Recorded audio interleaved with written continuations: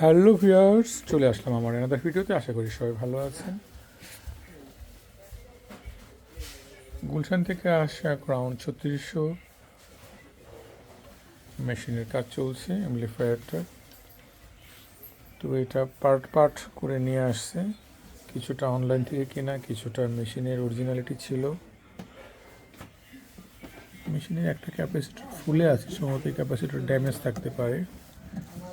আরগুলো মোটামুটি ভালোই দেখাচ্ছে, খুললে পরে বোঝা যাবে। তবে প্রথমত মেশিনটাকে আমি চালানোর চেষ্টা করছি।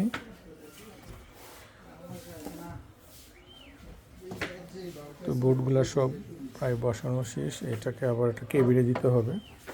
এটা হিটসিনটা এই যে এখানে আছে। তো টোটাল মেশিনটা আমি কাজ কমপ্লিট করে আপনাদের সাথে শেয়ার করব মেশিনে আমি কি কি প্রবলেম ফেস করছি। সবাই ভালো থাকবেন। Thank you for watching. Tata.